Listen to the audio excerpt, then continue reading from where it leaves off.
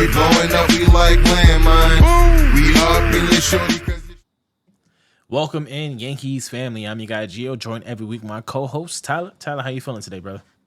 Not bad, Gio. How are you? Not too bad. 2023 season is officially over.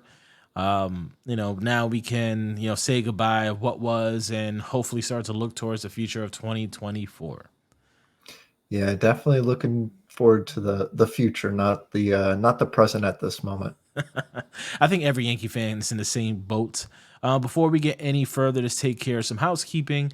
First time on the channel, please like, comment, subscribe, turn that bell on for notifications so you're alerted every time we have a new episode. We're going to be continuing content throughout the offseason every week. We'll talk about whatever comes out. Maybe we'll start expanding a little bit on maybe all MLB teams, just to kind of fill in the half an hour. But our first topic is just really talking about 2023, and I want to keep it a little brief because we talked about this in nauseum already. We've already dissected it plenty of times, but I do want to do something a little different when talking about 2023. I'll let you start, Tyler. Just two positive notes that you saw 2023, whatever it is, and maybe two areas in which, if you were talking to Hal Steinbrenner during this audit, what are two changes that you feel is obviously needed for 2024 to be a better season than this year? Gio, my two positive things are the Yankees have probably the best hitter in the league and the best pitcher in the league. But, the rest of the team isn't quite at that level. If I'm talking to Hal Steinbrenner, obviously, I don't know what's going to come of this third-party audit. Yeah. But if I was the auditor, I would say one of the best ways to improve this team would be by getting rid of some guys. A little bit of a addition by subtraction, if you will. And there's really not too much on the free agent market. Maybe you explore options from across seas, which is something we've talked about. But whoever the GM is, probably obviously going to be Cashman. He's going to have to ring up some of his buddies, and he's going to be like, hey, I got a lot of this, which is most likely pitching depth. Yeah. And right-handed bats, especially infielders and middle infielders in the minor leagues.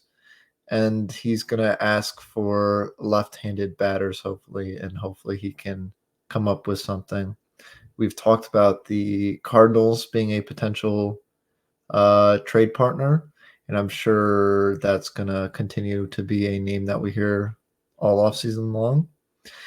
And, of course, there's going to be the big rumors, and the Yankees are going to be linked to everybody. But, we're going to try to keep our patience as much as we can. And, anything that is really actually going to happen, we probably will not know until either Jack Curry or Jeff Passan announce it. So there's going to be a lot of rumors swirling around. A lot of Yankees are interested in this guy. The Yankees are close to a deal from some random account. We're going to try to be patient and just, see what happens, and then we'll be the first people to let you know. Yes, indeed. Going through my two positives and negatives, I kind of want to use one positive just from our overall part of the team and then one negative from our overall part of the team. So my positives are the pitching staff. The pitching staff is one of those parts of this team where it's a strength. Probably one of the reasons why we won 82 games instead of having a losing season this year. And I just wanted to raffle off a few stats that I thought were worth noting. The Yankees have a 3.97 team ERA which is ranked 9th out of all 30 teams. 162 games started, which is first. Complete games 3, which is second in the majors. Shutouts 3, which is first. Hits allowed 4th. Earned runs 9th. So the team pitching is something that we can build off of. And we'll talk about who they can build off with. this offseason. Whether it's this episode or episodes to come, just because we have a lot to talk about and not a lot of things happening. So maybe we'll split some things up. Another positive, I'll just say the youth, right? Volpe didn't have the season that anyone would expect of him, including himself. He would say that he'll probably be the first person to say that. But I do think at 22-year-old having so much ceiling, not to write him off yet. Hopefully he can improve on that average. That's was one part of his game. That and his on base percentage is really the two things I really would love for him to improve on. And then the other, negative thing, the two negative things. Let's get into this hitting. That's probably the worst of the worst reason why our record is what it is. But just to touch on a few of these, we are ranked 29th out of all 30 MLB teams in hits, 29th in average, 27th in on base percentage, and 22nd in slugging. This team did not hit the ball well, and their motto was to hit strikes hard. And then I think the last negative for me is the team attitude this season. They didn't have an edge. They didn't have it. Like Rodon showed a lot of the frustration the Yankees were displaying this season, if that makes sense, with his outing, turning his back on the coach, pretty much mouthing the words, "What the fuck you doing here?" to Matt Blake. And it was just indicative of this Yankee season. This clubhouse is in disarray. There's a lot of things going on, and we're going to touch on Judge's comments right after this. But I just wanted to give Tyler opportunity to talk about a couple things that I mentioned. But yeah, those are my two. Like this offense really needs a complete overhaul this offseason, and I don't think it's as easy as signing a couple players. Yeah, just like you said, I think it's really important to switch things up. And then if I were to ask anything, it's really just to put guys in situations where they can be successful. Like time and time again, they put guys like at a position or they just set guys up for failure and then they question why they failed. Just whoever's making decisions needs to make better decisions. It's as simple as that. Easy for me to say. I'm not the guy who does make the decisions, but from top to bottom, a few things need to change, and people need to be held responsible. And we'll see. They'll probably be like, "Oh, we had a ton of injuries, so like fire a couple guys off the training staff." They'll be like, "Oh, we interpreted analytics improperly," and they'll fire a couple of guys from that crew. We already saw today, I don't know how official it is, but apparently Aaron Boone will be back next year, which, it's give any guy the team that he had and maybe they get 5 more wins, maybe they get 5 less wins. I'm not too concerned about that. He has the support of the clubhouse. He has the support of Judge. And I'm really interested to see what Aaron Judge and Garrett Cole have to say and what they bring to Hal Steinbrenner's desk, because I believe those two guys will have the most pull of any two players on the team since they make the most, and plus they kind of are the two leaders on both sides of the ball. Yeah, I agree. To touch on the Aaron Boone stuff, are we surprised? Really? That's sometimes you just have to think of it like that. Like, I don't want him back. I'm sure 90. Oh, Tyler disappeared. I'll keep it going until he comes back. I'm sure 98% of the Yankees fan base would say, "Hey, we don't want him back." There's always that small percentage that says, they love Aaron Boone and what he does, and the success outweighs the bad. I leave it as this: it's a deeper root of the problem than just this. Than him. So the hitting, I don't necessarily know that's his fault, just because he didn't build this team and he didn't build a philosophy, and they're not looking at some of these numbers that we're gonna get to with Aaron Judge's quotes. And let's see what happens next season, right? His contract expires next season. Maybe he him and Judge, they talked and said, let's blow the whistle on this, that we're looking at all the wrong metrics. We're looking at focusing on all the wrong things. And maybe if they do switch the analytics department and change the philosophy, maybe it does yield success. Do I want him extended after next season? It will be a hell no, no matter what the scenario is, whether that's a championship, a World Series appearance, or even a repeat of 2017 where they were just this close. I don't think nothing will warrant a return from Boone, but we can discuss that next off season. Let's switch up the topic because I really want to the meat of the show. I really want to talk about Aaron Judge's comments and really get your thoughts on it. This is from Brian Hoke. I didn't set up a template to display tweets, so that's my source, Brian Hoke. Aaron Judge mentioned batting average a couple times today in quotes. I wouldn't say we are overloaded. I think it's just looking at the right numbers. I think maybe we might be looking at the wrong ones. We need to value some other ones that people might see as having no value, end quote. I feel like Aaron Judge pretty much said without saying and throwing anyone under the bus, we need to focus on batting average. What's your thoughts? I know Judge really holds himself accountable for that. Yeah.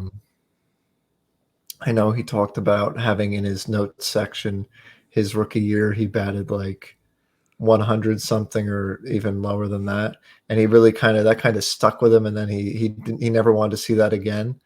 Now, obviously he's not the issue, but you look up and down this lineup and no matter what way you look at it, and no matter whether you think batting average is an important stat or not, probably it's about like 7 out of 9 guys are batting about like 200. And no matter what way you look at it, it's really not going to cut it. It's just statistically speaking. They got to put together a few hits in a row to score a run usually if they're not going to hit it out of the ballpark, which they did do pretty well at hitting home runs, but there was never anybody on base to score when they did. So, you know, more important maybe is batting average, but you need guys who put bat on the ball. You need hitters, not walkers. This isn't a nursing home. I agree. And while you were talking about that, I decided to pull up the entire Yankees roster. And I just filtered it out highest batting average to lowest. So I'm gonna go from highest batting average. I won't really necessarily say names because I'll try to make this as quick as possible. But Gleyber Torres 273, Judge 267, Dominguez 258, Rizzo 244, LeMahieu 243, IKF 242, Bader 240, Calhoun 239, Higgy 236, Florial 230, Wells 229, Billy McKinney 227, Greg Allen 217, Oswaldo Cabrera 211, 210, Trevi Volpe 209, Bowers 202, Peraza 191, Stanton 191, Hicks 188, Caldero 188, Pereira 154, Donaldson 142, and Ben Ruff at 118. A 227 team batting average. Nobody besides Judge and Gleyber can hit over 260. I won't include Jason Dominguez because it was 8 games? 7 games exactly. So besides that, no one besides Judge and Torres can hit over 250 on this squad. Of a $289 million payroll, 2 people hit over 250. It's embarrassing. It's pitiful. Yeah, that's not going to it's not going to help you score runs. It's not going to help you win ball games. And let's take it one step further because the Yankees are built on 2 ways. The Yankees dynasty was built 2 facets of the of the metrics: the average and on base percentage. Aaron Judge 406 on base, Gleyber 347, Greg Allen 333, Rizzo 328, DJ 327.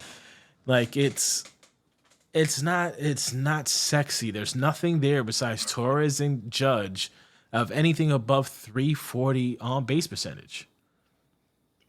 Yeah, I mean, you look back at the good teams Yep. that the Yankees have had, and they always have good lefty hitters.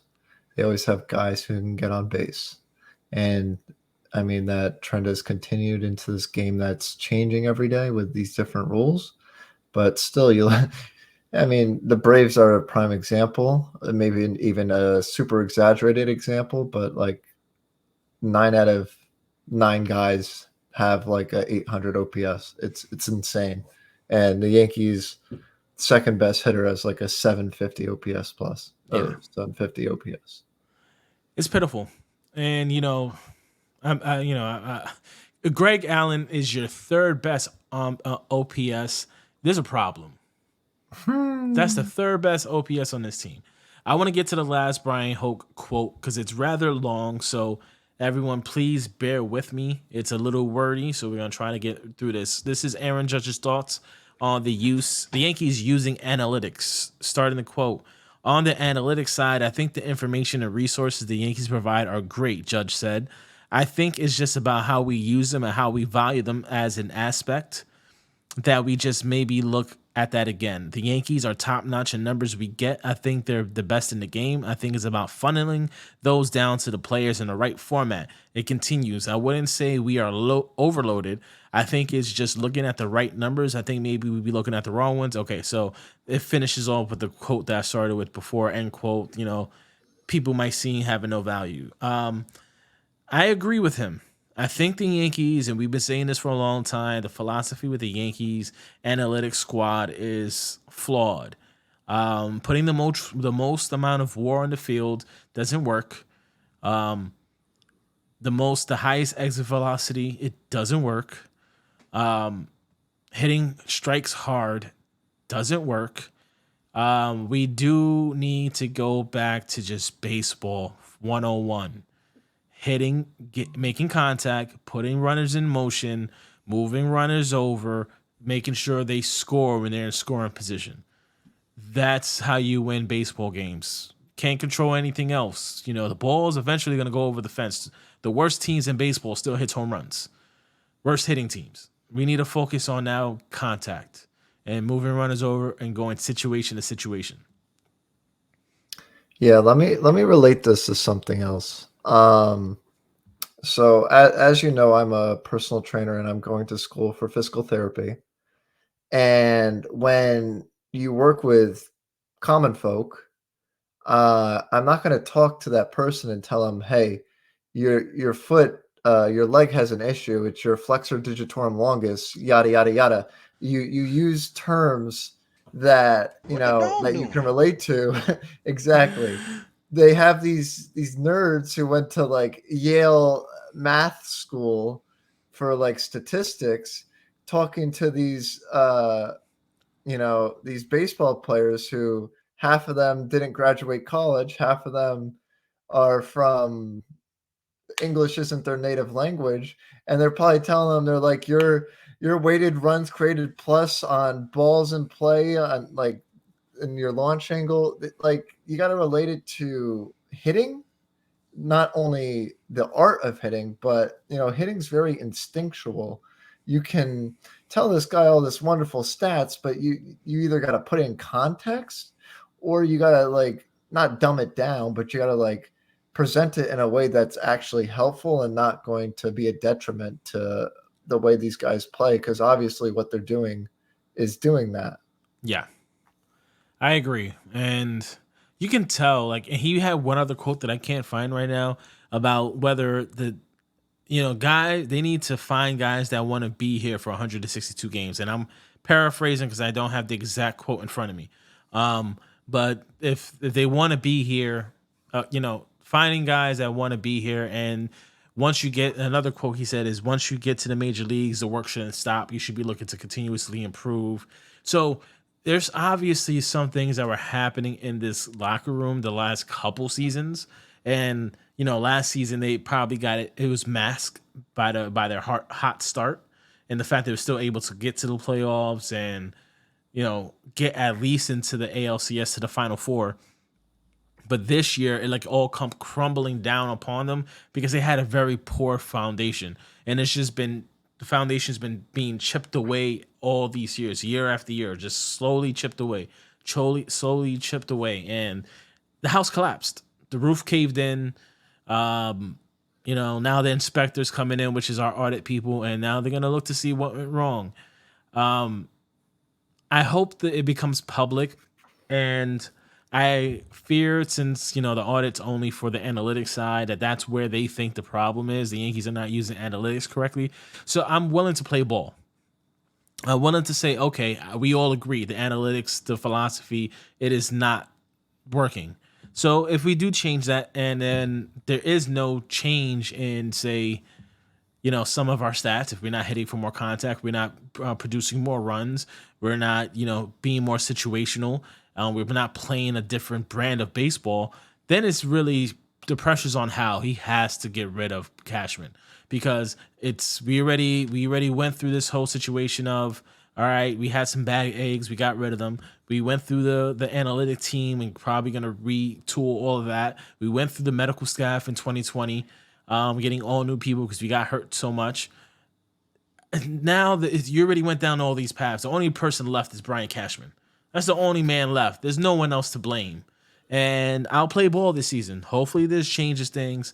Hopefully Cashman starts to stops bargain binning. I just want Hal, if you're listening, if you listen to any of these content creators on YouTube, it doesn't have to be us, anyone. Just listen and get involved, man. Get involved. Stop staying in Tampa all day, all season. Talk to your players more often and really find out what we need, and push Brian Cashman to make that happen. You know, advocate for these guys, and as an owner, make sure they get what they need. I understand that the players are people Mm-hmm. and that they have families, and they've grinded all year long for the last 6 months. However, if somebody wants to be a part of this team next year, for example, John Carlos Stanton, he's probably not going anywhere. Mm-hmm. And I know he's going to be working out, but it's fine if you take 2-3 weeks reset now. But I don't want them to start like thinking about next season and preparing in like third week of January. Yeah. They need to, like, people have been talking about sending them to Driveline, like the Dodgers had with a couple of their guys. You know, the stats really show that the Yankees players can't hit fastballs, especially those above 95 miles per hour. And above the And guess letters. and guess what? That's what every single pitcher has that nowadays. Mm-hmm. So I don't know if it's Driveline. It very well could be, because they're kind of the gold standard in the industry. But they either gotta do that. I mean, you know, I'm the biggest proponent of lifting weights and resistance training, because it's kind of part of my career. But you look at Stanton, and this dude can't run. That nobody can stay healthy. Now I know they all try to do like flexibility and all sorts of like yoga and stuff to stay healthy. That's great too. But you know, if Stanton's issue is sprinting and running, get him like a sprinting coach and have him practice and work on this all winter long, so he comes back next year and he can sprint. Send him to, his bat speed is, apparently his bat speed's still the best in the major leagues somehow, but it's down like 3 miles per hour, and he can't catch up to anything. Send him to Driveline and have him work on his bat speed, have him work on his swing, have him work on like being more athletic. There's all sorts of different sorts of exercises, and I'll keep this brief, but you know, they have every single resource in the world at their disposal. And it seems like they're the least resourceful people in the world somehow, when, there's there's all these experts everywhere, all these people who know a lot about these things and can very seriously help them. They're professional athletes. They are really professional athletes, and it really doesn't seem like that for some of these guys. They're either their heart's not in it, their head's not in it, or their body's betraying them because they didn't prepare when it's literally their job. Yeah, I think you hit on an interesting point that in this age in baseball, there's no excuses anymore. Back in the 60s, all right, your legs start to give out, your bat speed starts to slow down. There's no drive line. There's no, there's videotape, but let's be real. There's no freaking instant playback on your bat speed, your lane, your angle, your max exit velocity. There was none of that crap. So it was like, once your time was up, backtrack 70 years ago and Stanton was in the situation he is right now, we'd be talking about retirement.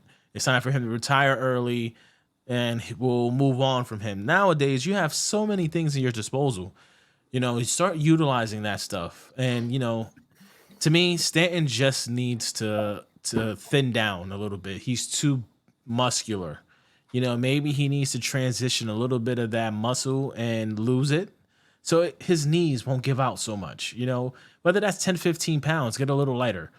Focus on contact. Like we don't need Judge. We don't need Giancarlo to be 60 home runs no more. I'll be very happy if Giancarlo can hit 240, 250 again and hit me 22 home runs. Sacrifice a little bit of that power to be a little bit more contact heavy and focus on walks again, getting on base.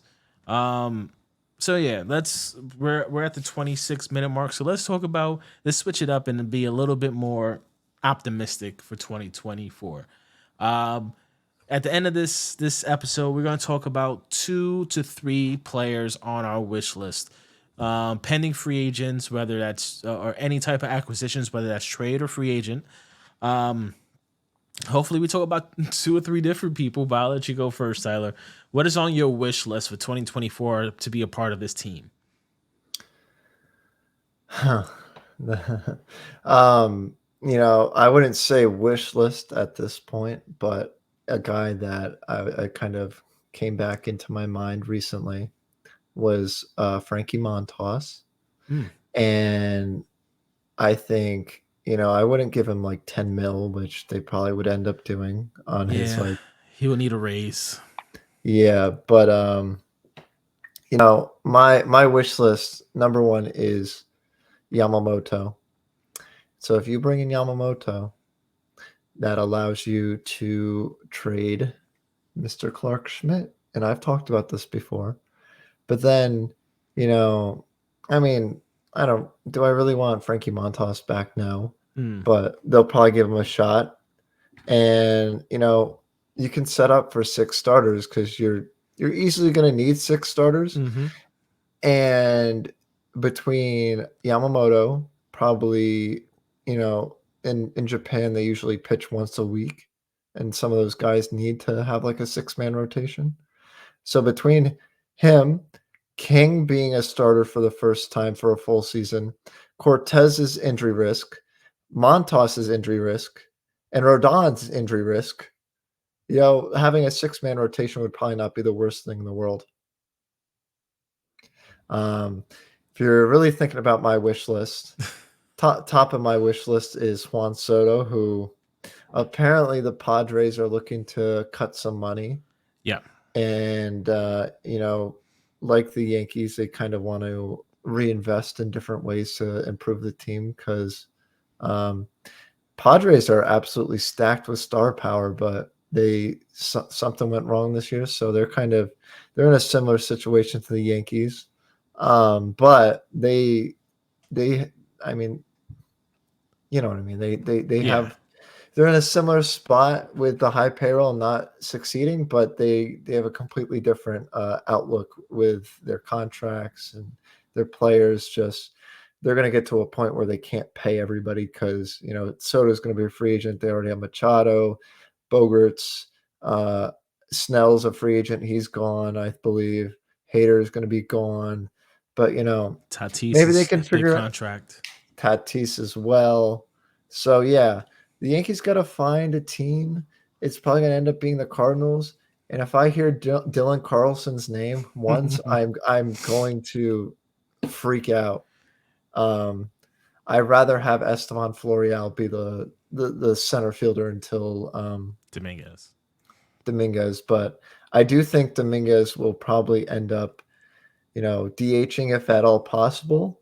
But if they wait until he's totally fine, he will probably end up in left field because, the repaired elbow may not hold up and be able to work that well from center field. But Yeah. yeah, my list includes Yamamoto, Soto, Lee, and maybe like Donovan or Gorman from the Cardinals. I'm pretty much with you on almost everything.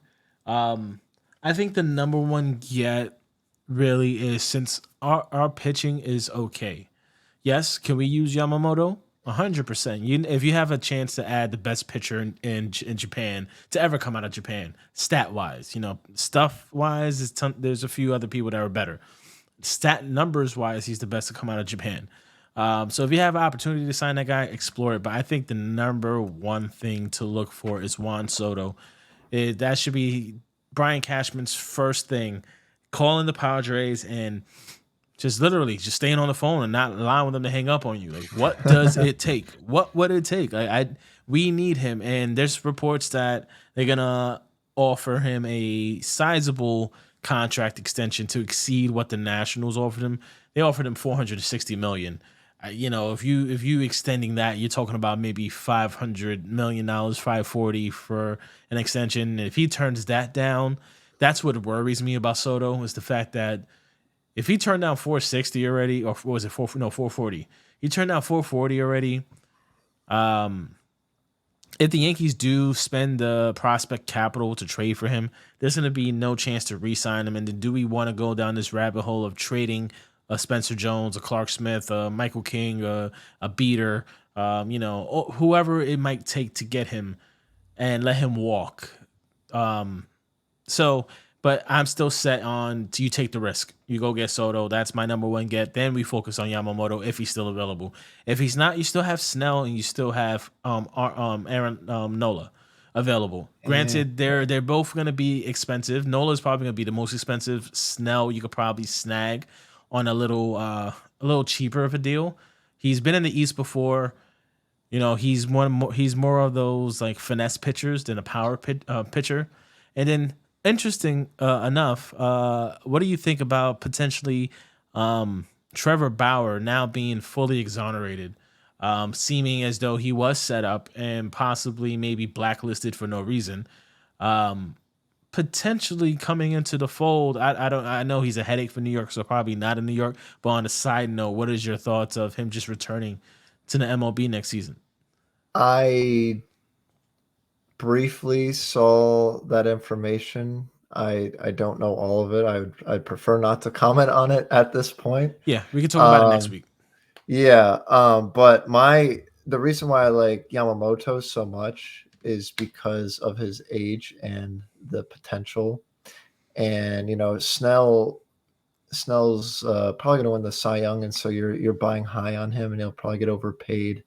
And just Yamamoto, if he gets like a 7-year deal, I believe he's 25 right now, so the window really lines up well with this core, and it's like really developing like that really high tier prospect. Just they didn't have to wait that long; they just plucked him right out of the You just got to give him money. And Soto, he's absolutely smart to want to test the free agent market because they're not going to extend him. I can tell you that right now. It's just not going to happen unless they offer him like 14 years and 800 mil, something like absolutely insane. They can't afford it. He will not sign an extension because once he hits the open market, the value of the open market far exceeds anything you can get from an extension. So I would take the risk of trading for him, and I would take every step to sign him back because he's if Judge is your 1A, Soto is your 1B. Like I believe no matter what happens, I believe he's going to hit. And I did recently read that scouts think in the next 2 years he's going to end up at first base or DH. So that's why I've kind of mentioned in the past that it's kind of difficult to do that with Stanton around, because I would eventually there would be a little bit of a concern about his defense, especially in left field at Yankee Stadium. Mm-hmm. But try to save like $2 million from Stanton and cut the rest loose. I don't know what you have to do, but if you just take this Yankees lineup piece for piece and just sub in Soto for Stanton, they make the playoffs, in my opinion. Yeah, I agree. I'm with taking the risk on Soto. He's too good of a player to pass up. And then my last one, since I did two, Soto, Yamamoto, is I would honestly go and get Cody Bellinger as well. Bellinger's only going to cost money. Soto's going to go ahead and cost you prospects. You don't have to worry. You don't have to cross the Soto bridge until 2025. I would go in. If I was Hal Steinbrenner, if he's listening, go in, make 3 big splashes, 2 big lefty bats, to complement this lineup with Judge, Stanton, and Rizzo. Like that can be dynamic. That could be the one these could be the guys that tips the scale. And then you supplement, and then you go with the youth. You cut bait with everyone else, and you go with this core of young kids. Pereira, Peraza, Volpe, Wells, and you just ride it out. And if you want to shed Torres to save a little bit of money so that you can use some money to, pay Bellinger, you trade Torres, because Torres is probably going to make what, 18 to $22 million next season. So use that money for Cody, and go with the youth, man. Peraza, Volpe up the middle. You find yourself a decent third baseman. Here we go. Gio Shella, you never know. Give him a quick little 1 year. Yeah, give him a 1 year, $10-15 million deal until Trey Sweeney's ready to come up and play third base for you. Another big lefty bat. You can be smart if you go ahead and get those 3 guys. You get Soto, you get Bellinger, and you get Yamamoto. Now we're talking. Now that's a poster to put up and start selling some season tickets. Yeah, there's the firepower that we've been lacking. The Death Star, the evil empire. That's a 09 move. Getting AJ, CC, and Teixeira. Yep. That's the move, the Yankees, and then you save them. Don't do the press conference just like you did like 2009 with them. All 3 of them together. When you sign Yamamoto, you sign Bellinger, and you make that trade. And then you do the press conference with all 3 of those guys and let the Yankees, let the roster know we're here and we mean business. Like this is not happening again. Closing remarks, Counselor. What is your last thoughts before we say goodbye? Counselor, well, I just want to say thank you to the fans. This was our first season with you guys. We kind of jumped in halfway.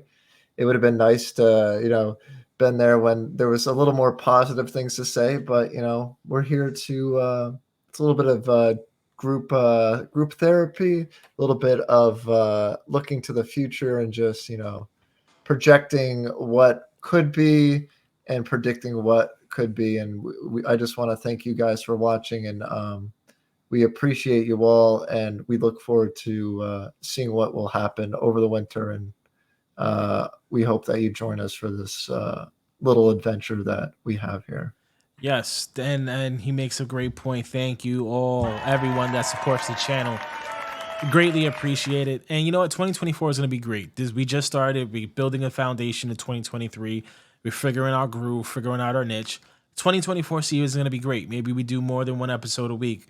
Maybe we have other show ideas to start coming in 2024. It's just the beginning. If you guys made it this far, thank you. You guys are the GOAT. If you can, like, comment, subscribe, share this out in your community tab, share this out on Twitter. Let people know that there's other means of Yankee content out there. If you like the stuff, leave a comment. Let us know your Yankee wish list. Who you guys looking to get this offseason? Until next week. Later, everyone. Peace.